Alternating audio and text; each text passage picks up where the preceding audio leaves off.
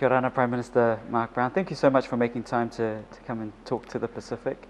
Currently there's 3 companies with exploration licenses around seabed mineral mining, and it's no secret that you're a supporter of this. Now, when are you expecting the results to come back from the exploration findings and then deciding what the next steps are? These licenses are for a period of 5 years, and we expect that within that time these companies will provide information to us on environmental impacts, on the biodiversity, on the technology that would be utilized, on the financial mechanisms that will be employed to either enable us to make a decision on the next steps, which is to extract or harvest these nodules, or to determine that no, it cannot go ahead any further. So this exploration phase is really critical. It's very important for us. It's estimated that this is a $10 billion plus industry. How will everyday people benefit from it should it progress there? Well, it's a multi-billion-dollar industry, in fact. What we're looking at it from, first and foremost, is from our islands are being eaten up by the ocean right now. The cause of this is climate change. The countries that are contributing to the greenhouse gases in the atmosphere are those that are involved in the fossil fuel industry.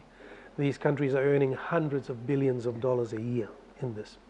So our motivation here is to see what we can do first and foremost to help protect our islands through whatever revenues that we can get, because we're not getting the support in terms of financing to build resilience from those very countries that are causing the impacts of climate change. Secondly, what we can do as a country to help the world transition away from fossil fuels into a green energy transition and the need for critical metals, which is what these nodules do. Earlier this year, PNG, Papua New Guinea, signed a security pact with the USA. Is this something you'd consider for the Cook Islands, whether it be USA, China, Australia, New Zealand? No, I think it's also important to understand that some of our Pacific countries have a well-established military, and some may see the benefit in establishing security arrangements or security partnerships with other countries. For us, we don't see it that way. We do not have a military, and we prefer to focus our security concerns, as I said, on improving the livelihoods, the prosperity levels of our country, and combating the biggest threat that any of our countries have, which is the impacts of climate change, the slow erosion over many of our islands that is happening incrementally, that is happening insidiously, and that it is now happening inevitably. Do you think that the increasing geopolitical tensions between world powers is bringing Pacific nations closer together, or driving a wedge between them? I think rather than being a unifying or a divisive factor, what it's done is allowed Pacific countries to have their voice amplified on concerns that they feel that they have. So take, for example, the security agreement with Solomon Islands and China.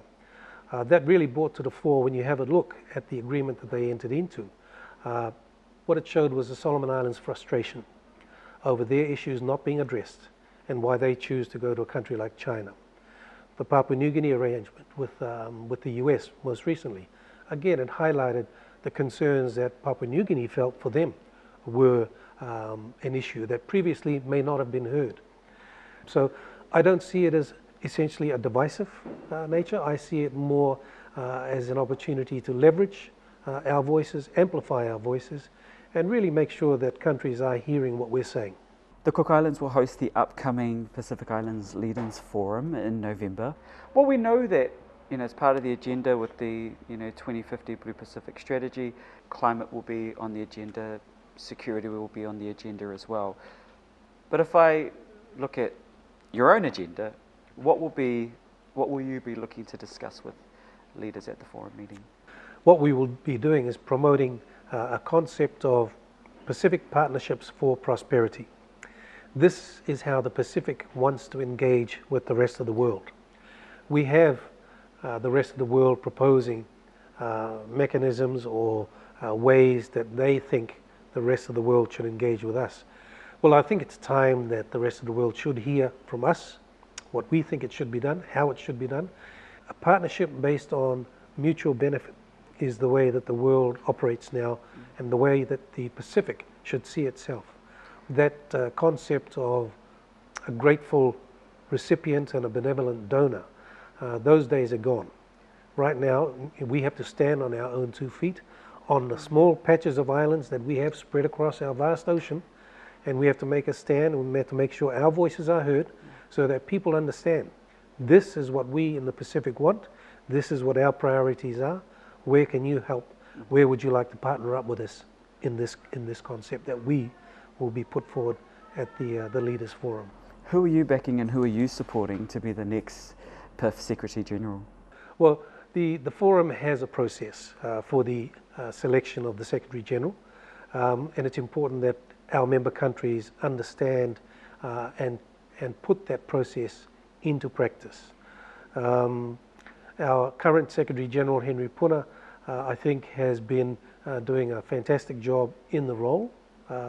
And next year, the Secretary General, as has been approved by the forum leaders at the Special Leaders Retreat in February, will be Baron Wanga.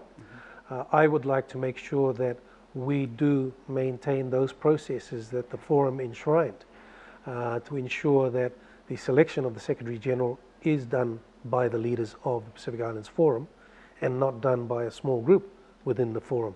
That's important that we do follow those procedures so that leaders will be part of the process and not just some leaders. But Prime Minister, thank you very much for joining us, and it's an honour and a privilege as a Cook Islander and a host of this show to be able to sit down and speak with you on issues related to our Cook Island people, so thank you. You're welcome.